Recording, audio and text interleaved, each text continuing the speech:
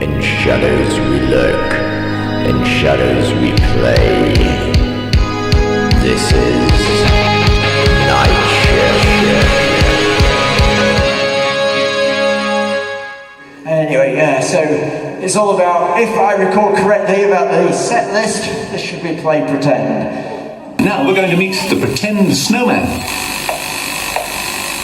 Wow. Wow. Wow. Wow. If you're a certain age, you might remember this. Wow. Wow. Let's pretend. Let's pretend.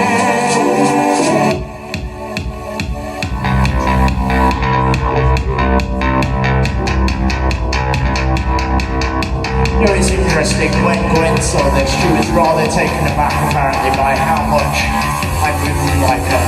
One of the first instances of people noticing there's rather an odd similarity between us.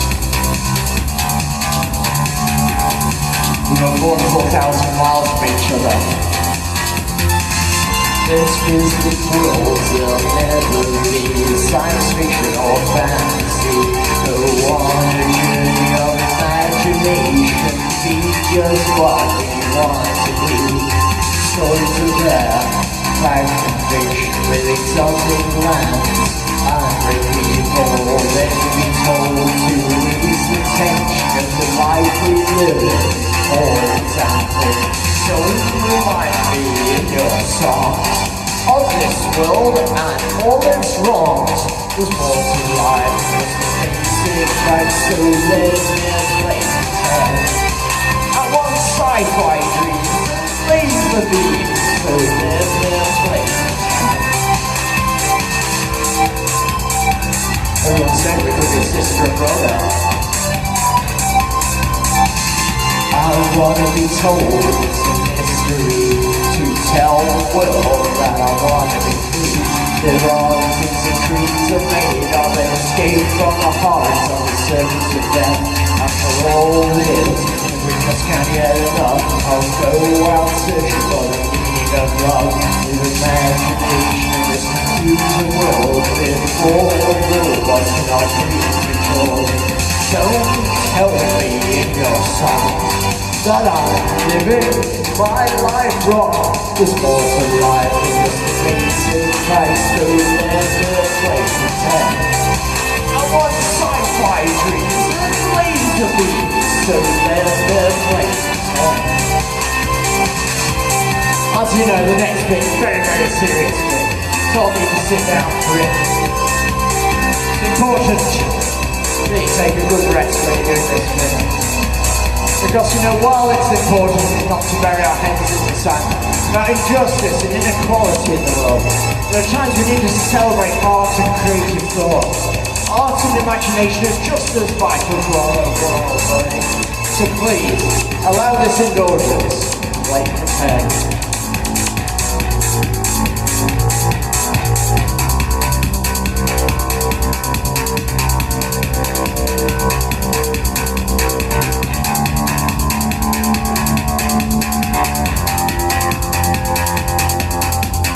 Don't remind me in your songs of this world and all its wrongs. There's more to life than just the basic facts, so there's no place to tell. I want sci-fi dreams and laser beams, so there's no place to tell. There's more to life than just the basic facts, so there's no place to tell. I want sci-fi dreams and laser beams, so there's no place to tell. There's no place to tell. There's no place to tell.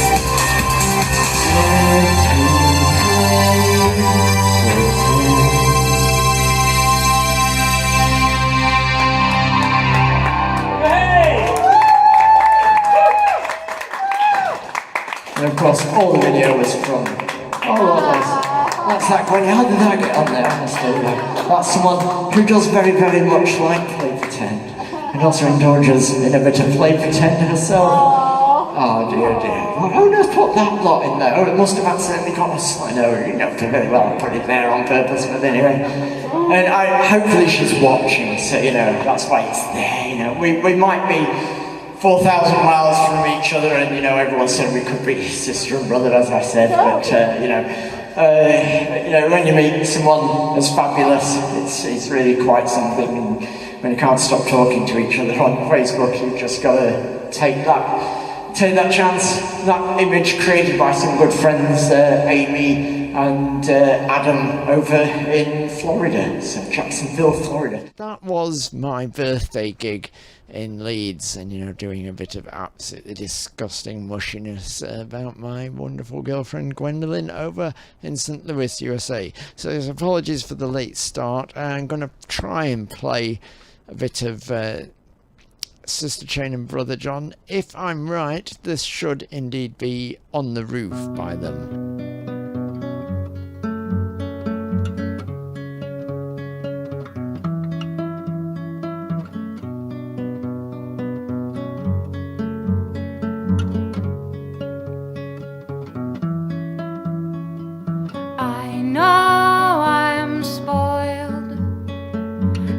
Many other people have much better cause to suffer. I know I've spoiled every promise I have made you with some cynical thought right after, but now I'm done.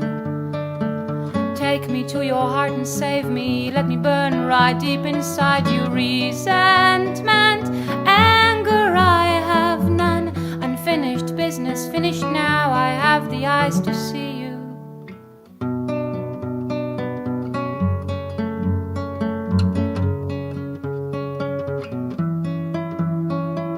I know I'm spoiled, and that many other people have much better cause to suffer. I know I've spoiled every promise I have made you with some cynical thought right after, but now I'm done.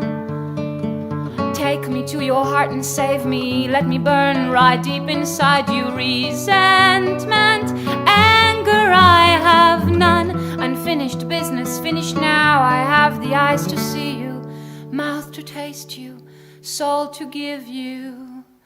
With you I'm happy. You are naked and a man. You live right through me, see right to me, on the roof and in my head,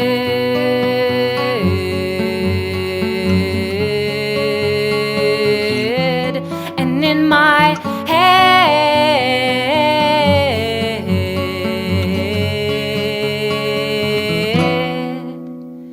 Life's leaving me, rushing through my weakening fingers. In the noise I hear the silence. Life's leaving me.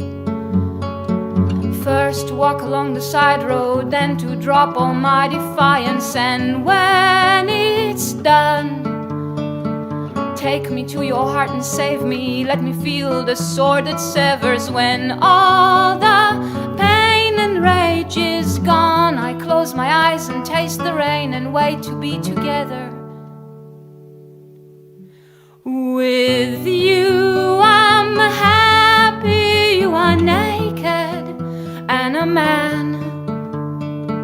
You live right through me, see right to me, on the roof and in my head.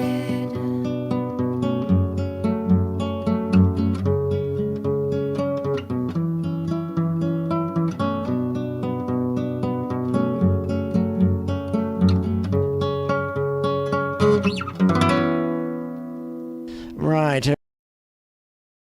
Finally, thankfully, go live to Sister Chain and Brother John. So welcome both of you to Night Shift TV. Hello. Hi there. Hello. So yes, you're rather good, aren't you? Yeah, You're not to it yourself. yeah. So yeah, I was as has been sort of previously mentioned, whilst I was sort of filling in, just was very, very impressed with what I had heard.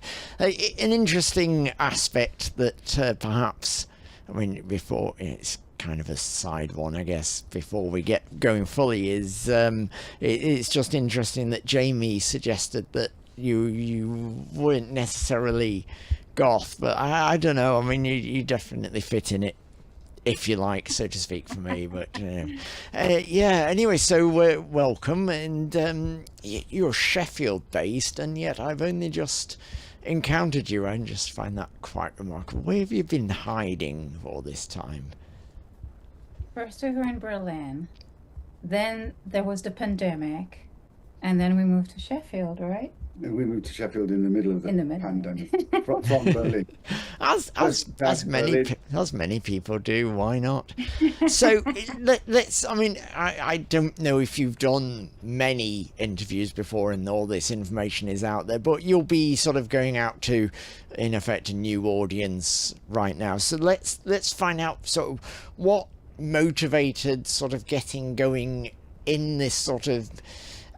I suppose you can say there's a certain pastimes recreation, but I don't know. I feel there's something else to it. So what inspired all the aesthetics and so forth with the project?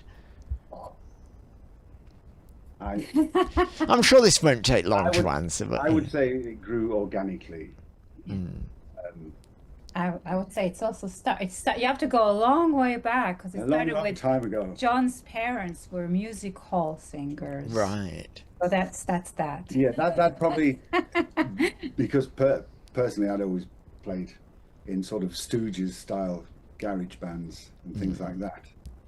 And Sister Chain here, well, I was a minimalist. Everything. She'd always had a duo, and she needed a guitar player. Yeah. And I said, oh well, a previous guitar player, I think, played in a more heavy rock, heavy metal-y kind of style. And I said, I want to play bass. Bass is where it's at. So we played songs with guitar or bass. But anyway, it was the Minimalist duo kind of thing, and it just sort of mutated. And my parents sort of, it's a kind of a cross between the Stooges and Gilbert and Sullivan. Yeah, that's very good. I mean, I'm struggling cabaret. right now. I mean, obviously I feel there's quite clearly at times that sort of Liza Minnelli cabaret-ishness, but you also go back further than that. I mean, certainly such as what I just played was sort of more Victorian sort of music hall kind of thing, but I feel there's a certain something as well going off with it, maybe a certain knowing of that and offering that sort of retro-ish aspect whilst being fully aware it's modern at the same time. Is that something that you feel is there? I think, like, that's where I mean, I think a lot of steampunkers do that, right? Like you know that you're here, but you're looking back, looking forward. So I think there's that, obviously. There was nothing really knowing about it. We're kind of in a time machine traveling right. back.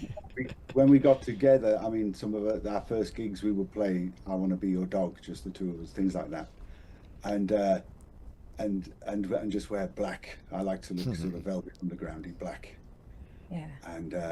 And then we just started getting more and more Victorian, and the songs started developing into more sort of musical kind of stuff, and it just grew organically like that. And then the next minute we were sort of, upon my word, dear boy, sort of thing, that kind of thing. And I mean, we were always interested. I think we were both interested in history, like regardless of music, like in history and literature of 18th and 19th century.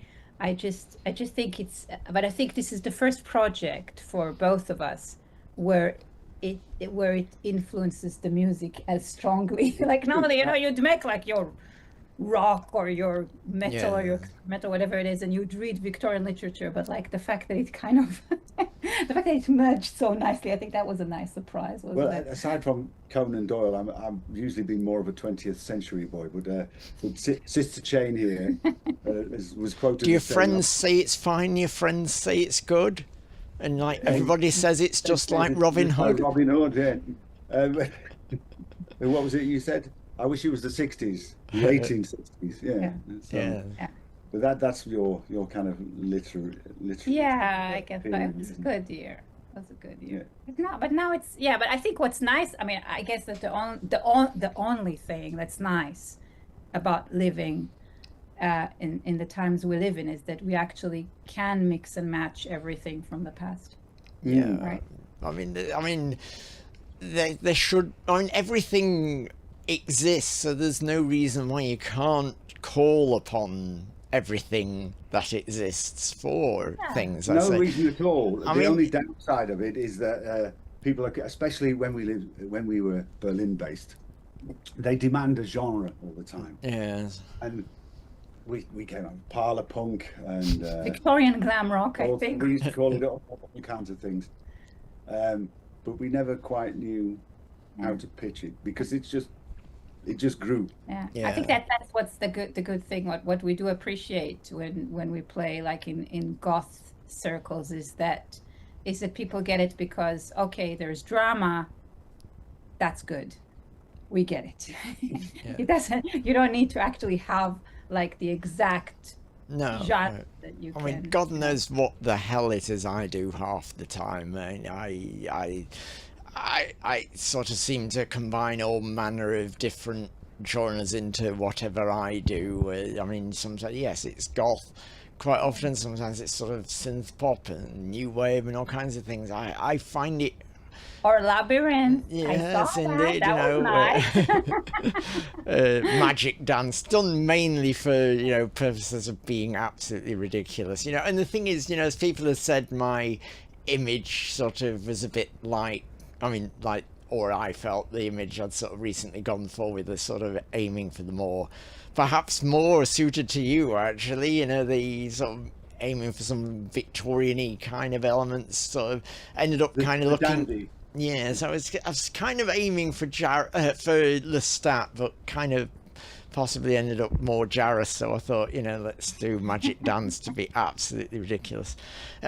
Also, it's again maybe a bit of a distraction side point, but I was just playing Let Me Ride, which there's a certain singer who had an album out in 1995, which I thought was absolutely incredible, and I wonder if the Let Me Ride was in fact inspired, at least lyrically, by PJ Harvey, or Polly Jean Harvey, as she...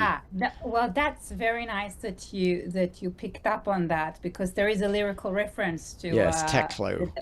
To Let Me Ride, to Let Me Ride on His Grace for a while.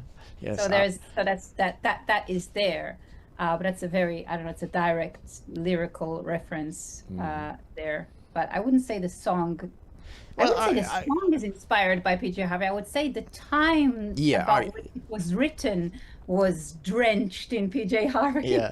I think if there is a stylistic reference to PJ Harvey, which I wasn't saying that, I think it was only lyrically I picked up on... is it The Dancer, actually? I think, it's The Dancer that's from... but anyway, it's final track, I think. Such a beautiful song, Oh, isn't yes. it? Yes. I prayed days, I prayed nights for the Lord to bring me on some sign. Is he far? So beautiful. We're just going to talk about PJ Harvey for his 1995 album for a while. I thought if there is to be a sort of musical similarity, the similarity would be, I would say, to White Chalk, I don't know if you are aware of that album where she kind of adopted the more Victorian-y kind of image and plays with like just a piano. And Yeah, I've heard it. I mean, I've heard, but I have to say that after Dance Hall, you know, the one that she did with Dance Hall John Last Parry. Point, which Yeah, is absolutely... yeah. After that, I found kind that of lost a everything bit else of was it. better. Yeah, I totally agree. Must be why I enjoy your music so much. There's that certain agreement there. But I did quite enjoy a few things after Dance Hall. But yeah, those two are the key touchstones of what she's done. So, were there any particular artists that were inspiring how things evolved with the sound, or was that, as you say, just something which happened due to what you happen to be sort of experimenting with? It just sort of came out of you, think, or was it inspired by any other artists? Wow. And you know, I think I try very hard not to be inspired by other artists. Or I think that I would say the sound developed. If you're talking about like how our sound kind of changed throughout the years, I think it's more through things that we experienced more than anything, rather than through listening to things. I mean, maybe through listening to. No, it's not something I ever thought about. Yeah. But basically, I'd always been in sort of garagey bands, and it's so easy to slip into being derivative in that kind of music. Yes. And then I'm in a duo with Sister Jane here all of a sudden, and I just played for the demands of the songs and the demands of filling space with just one instrument. So what does when you're writing music, does say the lyrics and vocal line come first, or is it like, say, some lyrics occur and then the guitar starts getting written, or is it like sometimes a full bit of music first, or what, Yeah, it's I mean, if I think about various songs, so it's everything you said. Like, there's some songs where they start as a poem and then they are composed, and sometimes John has a riff and I would improvise on top of it, and sometimes John would come with a full melody sorry, that was very loud. Sometimes John would come with a full melody and I would write lyrics to fit the melody, right? So it really is. But more often than not, you'd come home after being on your bicycle saying, I've got a tune with all the words, and I just had to find the chords and decide what kind of sound to put to it. Yeah, that's true. There is a lot of that. I think that's where kind of the idea of kind of making like complete show tunes in my head, and then saying like it goes like this, and I'll find it on an electric guitar, So, so there is a bit of that.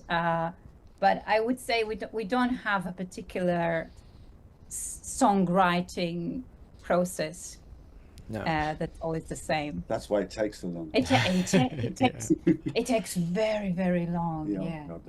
The gestation period of an elephant has nothing on the gestation of our Obviously, about the John album.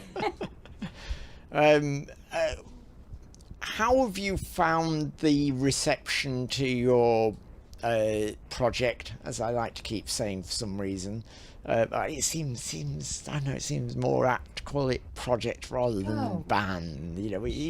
Your show, your theatrical production, a life-changing spectacle. Indeed. I mean, I'm quite sure it is. I mean, I've been absolutely enraptured with what I've seen on YouTube and so forth so far, and I probably a little busy around the time you're at Goth as I like to call it, Goths on a Field. And it's a bit of distance, so probably can't quite make that, but I'm going to be looking up for that. And also, it's You're not coming to go? No, I don't think so. I mean, for a start, I just don't do camping. I'm just such a modern We don't guy. do camping. Neither do we. We get accommodation for the night we play. So. Yeah, I played there a couple of years ago, and I wouldn't play unless I got one of the chalets. So I see we have certain sort of agreements in what artists require. Where was I? I forgot the point. We that are I was. camp, but we don't do camping. Exactly. Yes. I'm much. That sounds like something that I've said, and my girlfriend, my wonderful Gwendolyn, has also iterated. Both of us like camp, but we don't do camping. So, apart from your girlfriend's called Gwendolyn? She is indeed, yes. Oh, that's very interesting. we have a song about a friend of ours called Gwendolyn. It's not mentioned. The name is not mentioned in the song, but it's always in the tale leading up to the song. So one day when you see us live, you'll get to hear. Yes. Well, I mean, there's always some chance maybe I can pop over. We'll see. I might be playing Lincoln the next day, so it's kind of a little bit awkward. But how have you found in terms of reception? Has there been a difference between what you've experienced, say, in Berlin and the UK in terms of... is there a difference in what doing live music is like in these two different places? Yes. Right, that's it. Thank you. now I'll tell you what I loved playing in Berlin and in Germany in general. Yeah, because it's a very... I would say what Germany has got going for it is that the audience is very loyal. Like if they see you one time and they like you, they will always come and they will be your fans forever, which is something that is very important for any independent artist. But the advantage of performing in the UK is for a band like ours that is so lyrics based. Yeah. Amazing to play at a place where everybody gets they get every word and they get also all the cultural references. Right, like when John when John kind of makes a joke that is very subtle about, I don't know, the differences in, like, even if it's like differences in accents or about something about London or about a particular place in London, so you would have like many people in the audience who would get that, and that's something that you don't get when you play. I couldn't help myself. All that time in Berlin, and I'd make references to. It's probably an age thing as well. That certain age groups get it, but I couldn't help dropping out references from sitcoms from the 70s or something. Right. Yes. Don't think anybody knows who David Niven is. He wasn't a sitcom actor. No, I know. Like that. Did sport a very nice moustache. A video I played just before sort of starting the show properly, or sort of just as an intro track from my birthday. I thought, because the track I did that I played on here, I did a track called Play Pretend, which is sort of about all the dressing up and imagination in life and that sort of thing. So I thought it would be a fun idea to put the intro to TV show Let's Pretend. I don't know if you ever saw that. I think it was on ITV in the 80s or something. Children's program all about sort of making believe and so forth. These people would sort of put on a rather amateurish play every episode with cardboard boxes and stuff. And I thought it was a great plan to put that as an intro, but I think I totally lost all the audience, so they don't think they knew what the hell it was all about. But that's except for the ones who remember it. Yeah. I don't think any of the audience were familiar with it. Probably either too old or too young, so I don't know. You get these great plans, and the song was littered in the second verse with loads of song references from the 80s, because obviously that's where I'm from. Anyway, yeah. So also, with doing the live show, I always try to make it I sort of approach it as a much as I think you have suggested, as a theatrical production, which is to me why I sort of have a lot of styles and that sort of thing, because to me I feel I'm more like, say, a theatre troupe that does a different play each time, you know, where you say you get like groups of actors that can do different films, and theatre groups put on different plays. Do you ever feel that sort of thing? And do you feel you should try to be more than just a band? You want to be, you know, something else. That's the way I feel anyway. I think definitely, like, I don't, I'll say it like this, I think every band should be more than a band. I think maybe me too. There's a lot of bands who are more than bands. So I think the idea of like a band kind of just, I don't know, shoegazing, it's not, that's not necessarily what a band is. I mean, if you think about a lot of the bands that you like, or the singers that you like, they are showmen. Yeah, aren't they? You've got to have a shtick. Yeah, and you and entertain. Yeah, I mean, it's what it should entertaining in be. a way that makes people suicidal. It's still entertaining them. So who have perhaps, I mean, I'm not necessarily saying they are sort of direct influences or anything in what you do, but I've just noticed a kind of funny aspect of how I've got the broadcast set out. I've got Sister Chain on text on the left hand side and Brother John on the right, so I should have reversed the video or something. Anyway, yeah, yeah, I don't remember who is who. It doesn't matter after all these years. I mean it's often similarly difficult between myself and my girlfriend, where, you know, sometimes forgetting who's who. Certainly other people seem to. Yeah, what artists, I mean, obviously Iggy Pop must have been one, and, you know, perhaps a bit of Bowie, considering your sort of recognition of the song from Labyrinth. Yeah. So what artists do you feel have really done the best job, perhaps, of taking music away from just being musicians performing to making it more? Well, there is Saint Bowie, of course, whom we've mentioned. Oh man, so many. Kate Bush has done that. You said you referenced Klaus Nomi. I mean, a lot of the German cabaret, of course. Yeah, Lottolenia, and that is theatre. That is theatre as well. That's right. Brecht.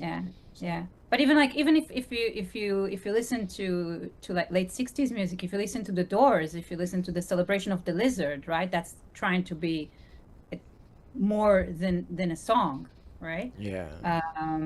And there is an alter ego there, right? Mojo Rising for Jim Morrison. So it's not. There's a lot of people who have done it. The Kinks, right? Kinks. Yeah. Later on live, they were more like that. I think you could say that more on record for them. Yeah. Sgt. Pepper Lonely Hearts Club Band. That's an alter ego. Yeah, exactly. Yeah. So. Numerous. There are strangely numerous examples. I mean, I also argue that Shakespeare's Sister were a very, very fine example, very big influence on me. But yes, so I never saw them live. Were they a very theatrical live act, or it's complicated. I saw them live being absolutely astoundingly incredible in about 1992 in Sheffield at the City Hall. It was an absolutely stunning, epic performance, and I think Siobhan was definitely very theatrical. I mean, she's very much been one to dress up at the show, and it was still kind of rock bandy, but there was certain sort of, I think, scripted moments in the dialogue on stage between them, which does crop up on a live recording that they released as well. But by the time it was sort of the reunion at Sheffield City Hall, there wasn't a lot going for it, sadly. But yes, I described it as like sort of sucking a toffee with the wrapper still on. But, yeah, and we need to mention Tramps as well, talking about couples as well, like, right? Sparks. Oh, spring yeah. to mind, and even sensational Alex Harvey band, though they were a bit of a proggy band. Alex Harvey was very much a theatrical performer. Yeah.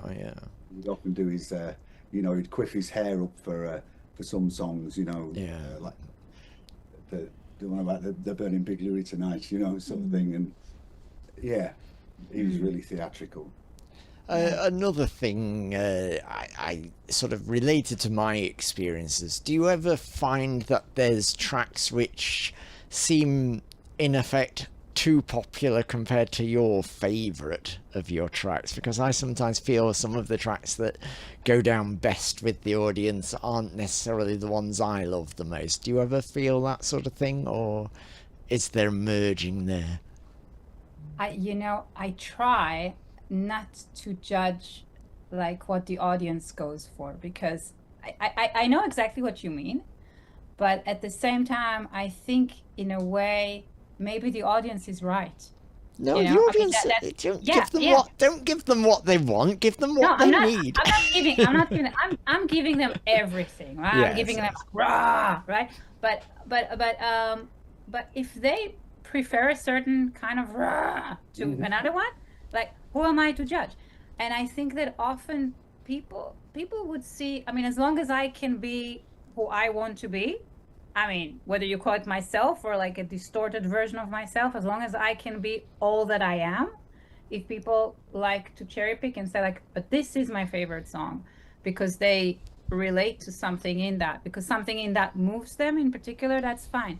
As long as I know that in this project, we don't write anything with an aim to please or to make it commercial. We just do whatever we want to do. So if people pick on one of them and say this is absolutely like our favorite, I go, okay. Yeah, we do our we really do our thing and sod everybody else. Yeah. And sometimes we think, oh well, it is a bit quite bare, isn't it? But we like it that way. Yeah. Occasionally on our recordings we'll add the odd other instrument to broaden the sound, because you haven't got the show to go along with it. Yes. But generally speaking, we'll stick with the minimalist thing because that's what we like, and it gives us room to perform. And so we don't play to the gallery. No. There's one song on the roof was very popular. Yeah. It's quite a somber song for us. So, and we didn't always feel like playing it, but if people ask for it, we'll play it because if they like it, then come on, But except until we get a new album out, then they get in that. Yeah, quite right too. It's true, but I think that also coming soon, by the way. I think that another thing is that we don't make any secret of which of the songs are our personal favorites. So when you like announce the song and you go like, okay, so this is my favorite song that I've written, so people will have a hard time disagreeing with you. So that's for you if you ever have that problem. Or between ourselves, like I'm not going to mention the songs. But I want you to mention the songs. I want to know which are your favourites that everyone should love. And I played On the Roof as the first track of yours. But my favorite song is The Gambler. As far as I'm concerned, like that's it. I wrote The Gambler by, you know. Well, make sure we have that one on then, because I think that's important. We need to educate that uneducated masses that this is the bestest track ever. My favourite is Meet Me in the Darkness. Right? Yeah. We'll have to play both of them. The Gothic song. But occasionally Sister Chen will say, oh, again, really? And I say, yes, it's not a show without Meet Me in the Darkness. Yeah. It's so graveyard. It's like I like it. I like got everything. Yeah, and speaking of graveyard, sorry, I'm interrupting you saying. I'll let you finish. I'll let Brother John finish what he was saying, because I rudely interrupted him. It's all right. I was just going to say, when we recorded that, we got a friend to play tabla drums on it, and I do kind of miss those because along with the riff, I always imagine this boo that you get with a tabla drum, boo, boo sort of thing. And when we're playing it, I hear that in my head, and I kind of wish it was there sometimes. But I wish you'd all the time, whenever we sang, you do a Sisters of Mercy impression, but would make everybody giggle. Yeah. My dad plays tabla and sitar and silverhar, even though he's not of Indian extraction, but he heard it in the 60s and decided to take lessons. That's. I just thought of one. We're going to have to stop in a moment as we're running out of time, but it's just an interesting connection as well. You've obviously, despite not being Goths, you've played in the cemetery in April, and that's another thing we've got in common. I'm putting on a festival in at the end of November in the very same cemetery which you played, so and that's already sold out. We haven't got our goth cards. But, are we still being excluded like this? Yeah. Well, the thing is, I sort of when I had my first bands in the 80s in Sheffield, goth was really big. It was a lead thing to start with, but and most of my mates were into the Sisters of Mercy and the Fields of the Nephilim and all the big goth bands of the time. And when my first band we did a Stooges song, 1969, but the bass player sang it, and he was more of a goth, and he sang who did a version of it? It was the Sisters. Sisters did, yeah. Sisters of Mercy, and we ended up doing more of a Sisters of Mercy than a Stooges version of it when we played it. So yeah, it's all there. It's in the blood in a way, Yeah, so we've got Goths on a Field coming up on the 11th of July, I believe, is your date of performing. Goaf.uk, goaf.uk, co.uk maybe, I'm not sure. I'll put the link up later. So any other gigs coming along other than that one? Yes, but I don't know. Yeah, well, we're playing the cemetery again in December. That's right. Now, in between times, we should have a new album, hopefully, and I am working on arranging some gigs around that. So talk to Brother John here. So if anywhere that you could recommend, that would be, because part of the problem for us is knowing where would suit us. Yeah. Because we got used to that in Berlin, but it was a slow start in Sheffield due to the pandemic. So. Yes. And our character. But we're also playing. Oh, that's important. We are playing in Leeds at the Leeds Library.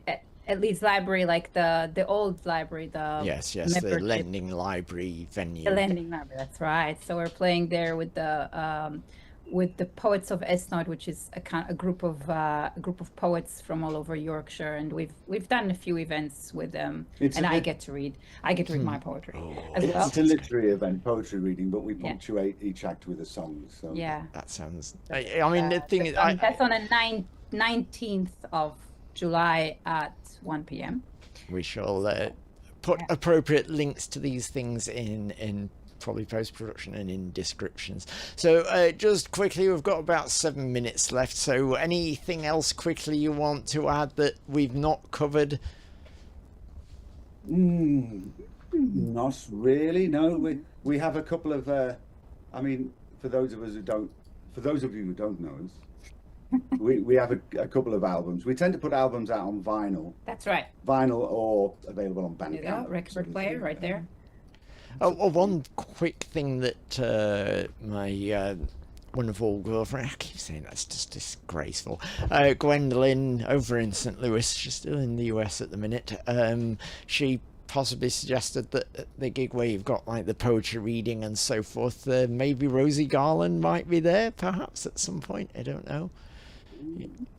Okay. Yeah.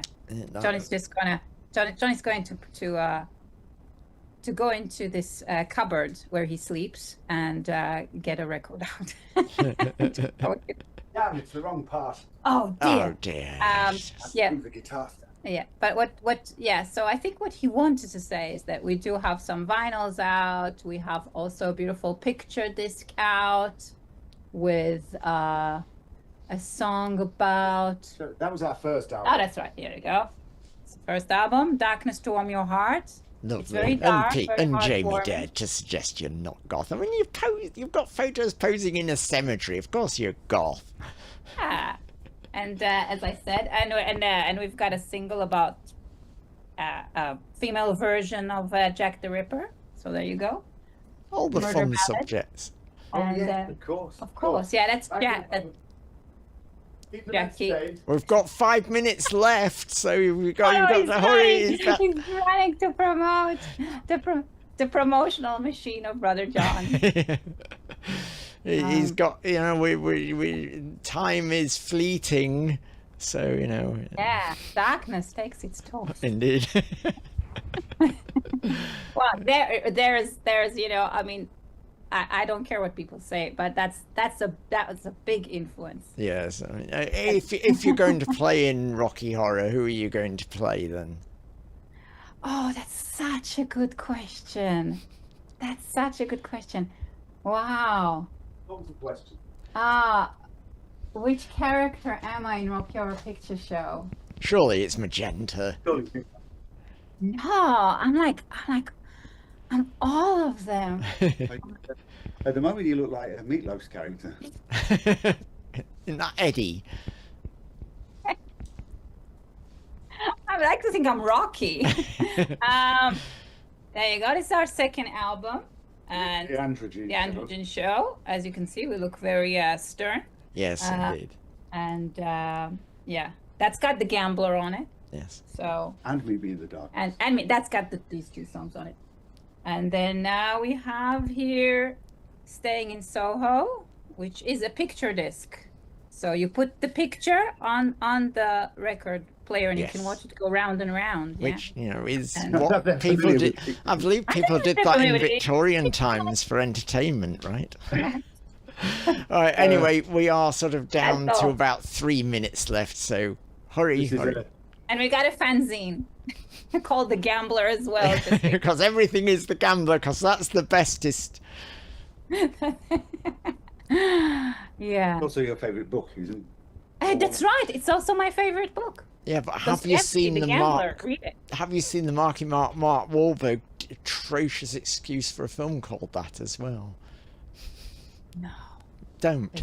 Right, anyway, I should be finishing this, but it has been absolutely delightful to talk to you, and I do think you have something thoroughly exceptional, which I like very, very much, and if I had known about you before I booked the festival fully, you would have definitely been on that lineup. So, yes, quite definitely, because there you go, it's quite wonderful stuff. But anyway, I'm totally out of time, but thank you so much. It's been very, very lovely to connect with you, and hopefully lots of other people will now be in love with you. And hello to those things Silver and Gwendolyn watching. So thank you, Sister Shane and Brother John, for joining me, and I'll let you go and do whatever it is, satanic rituals or something. Have a cold shower, I think.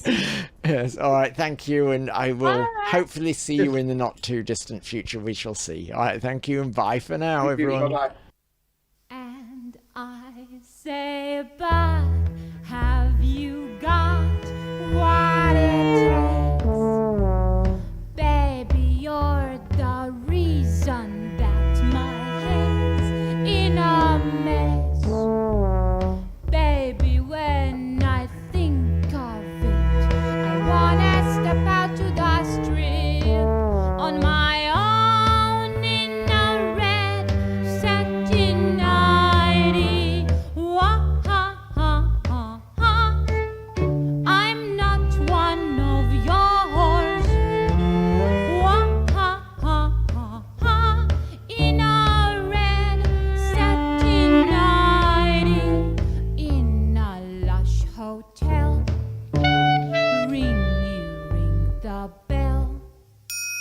Come to kiss and tell me you love me, darling. Drunk with you I lie. Suddenly I spy you've been on the sly all the time behind me.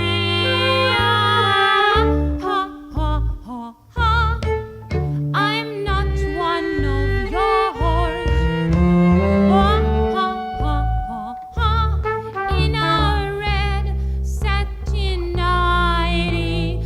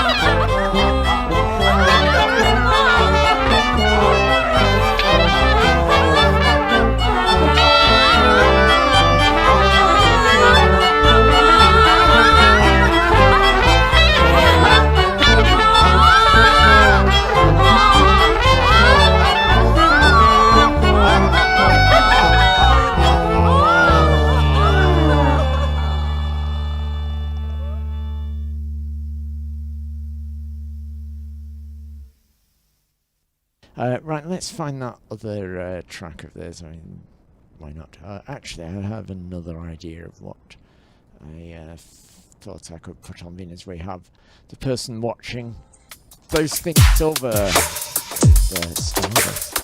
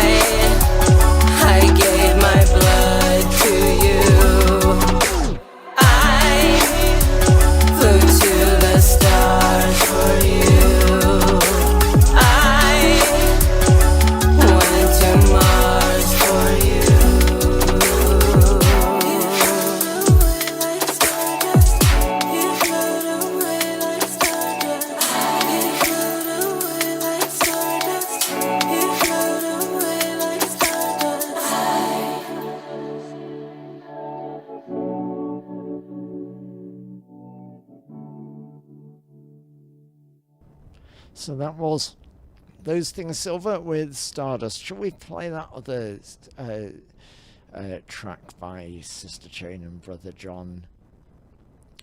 That was very popular with Brother John. I think that would be appropriate. I've got some other plans for some things. It's interestingly that this will be the venue for my festival, which you can't buy tickets for because it's sold out in like a weekend. So let's have Meet Me in the Darkness by Sister Jane and Brother John. And this is, of course, Meet Me in the Darkness.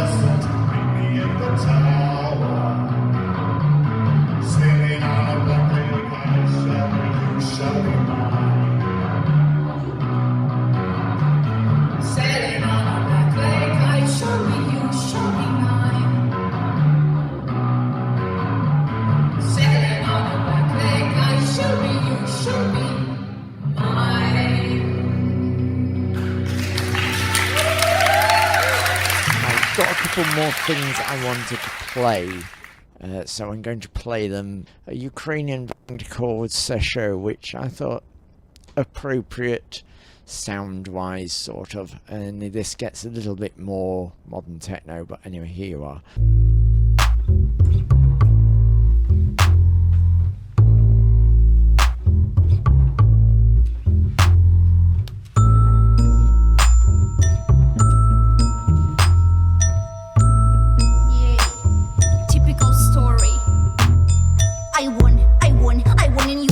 Expansive and gold, let's move on. I found for it really good deal. My daddy for me will pay a bill. I want new shoes, I want them all. Versace, Gucci and Louis Vuitton. I want everything, I'll never take ease today and now. Buy me daddy please. I want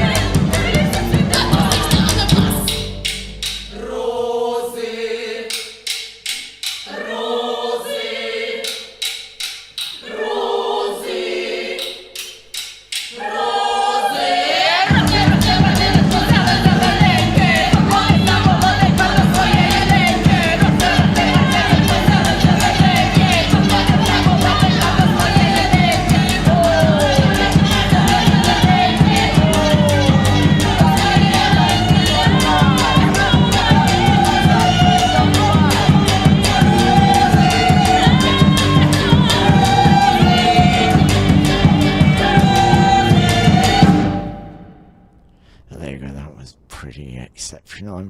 You will agree, and I think you can see there's certainly a similarity between that and Sister Chaina and Brother John, and also TseSho. I believe, if I'm correct, TseSho actually were formed from the Dakh daughters. Anyway, thanks, and see you next time.